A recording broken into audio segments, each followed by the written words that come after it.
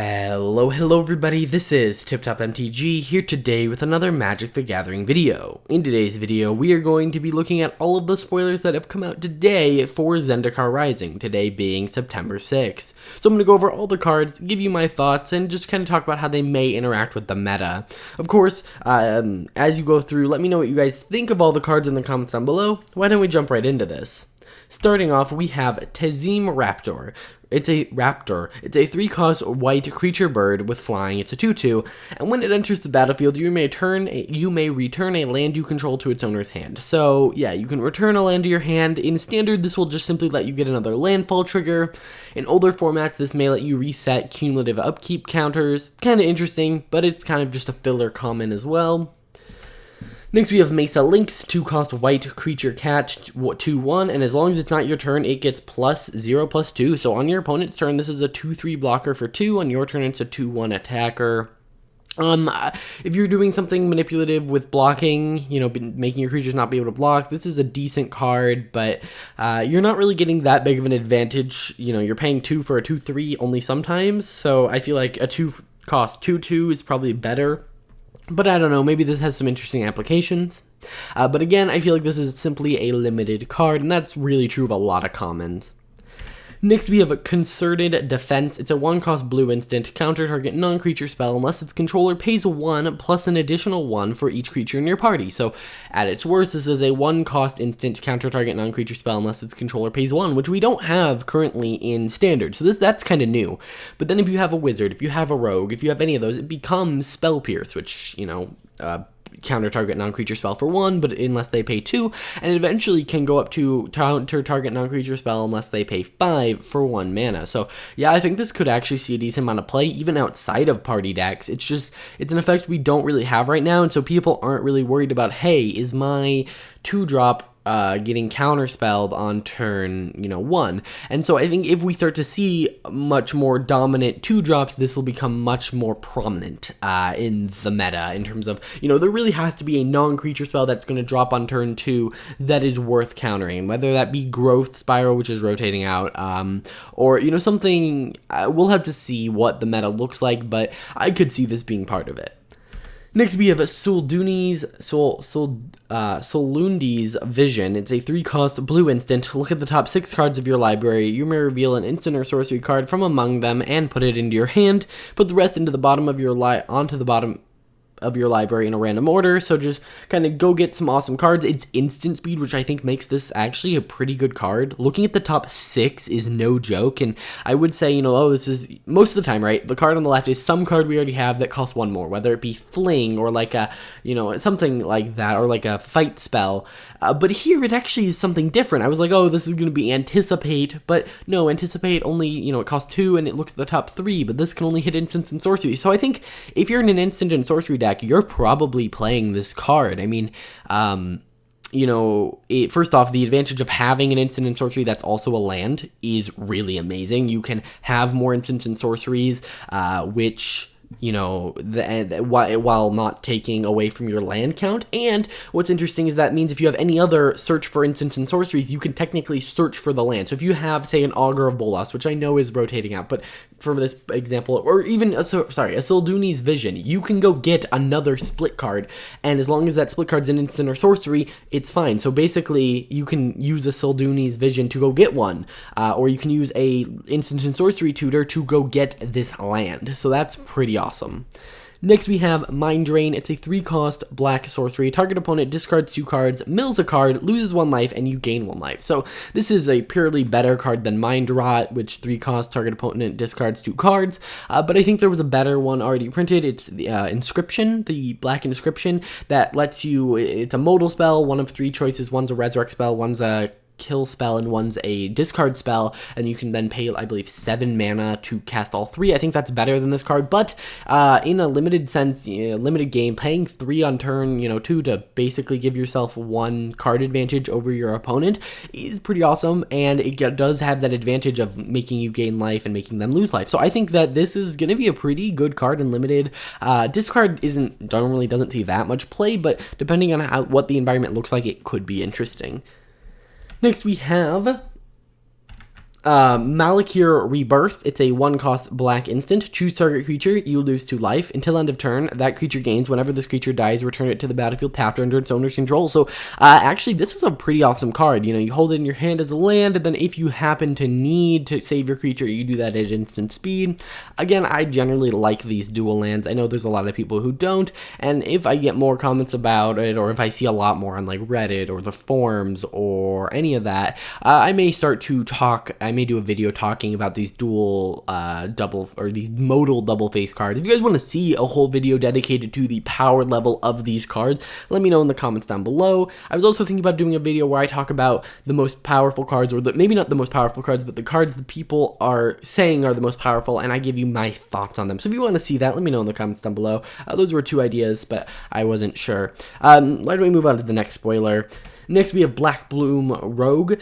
3-cost black creature human rogue 2/3 with menace, and it gets +3/+0 as long as an opponent has 8 or more cards in their graveyard. I'm pretty sure we saw this yesterday. So it's a 5/3 for 3 with menace, very attacky card. Are you trying to win? Yeah, I believe we saw this yesterday. It looks like it may have been spoiled again. Maybe it was leaked yesterday. Not sure. But yeah, I'm going to repeat my thoughts I said yesterday. It's a little conflicting here because, hey, you want to mill your opponent. Are you trying to mill them to win? Are you trying to deal damage? Are you trying to do both? Well, if you're doing both, you're kind of inconsistent. So since this doesn't actually do any milling, it's meh. But if you're doing rogue tribal, rogues care about a little bit of milling. So who knows?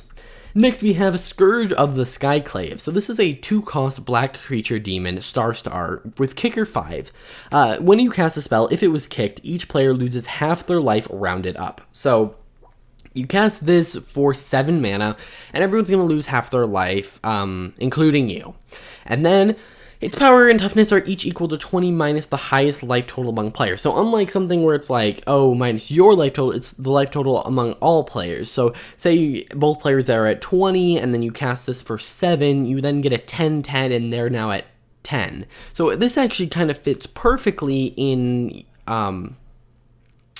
this kind of fits perfectly into a 20, it works well if your opponent's at max life, because say you're in Commander, everyone's at 40 life. Actually, this doesn't work well in Commander because it's 20. It's not like half their life total. Either way, this works well in a 20 life situation because you drop this, then if you hit them with it, they're instantly dead. That's pretty awesome. Now, if you start to gain life, this thing will start getting weaker. If your opponent, does stuff, it'll get weaker.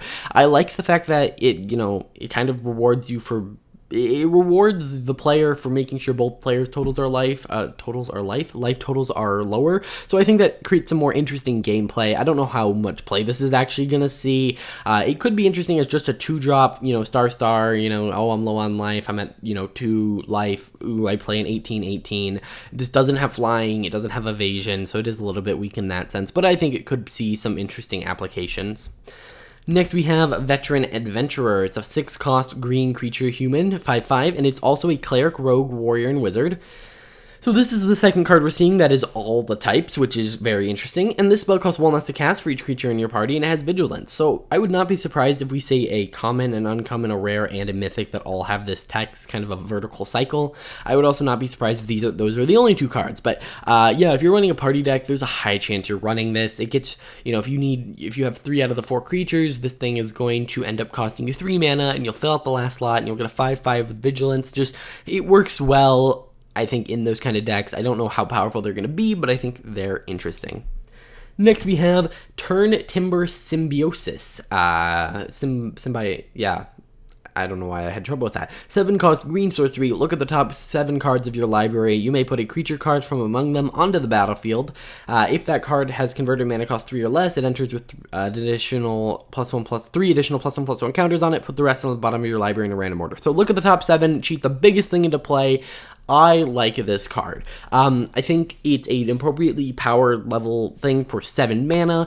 It has the land part, so if you don't need that effect, I really like the bolt lands, or whatever you want to call it,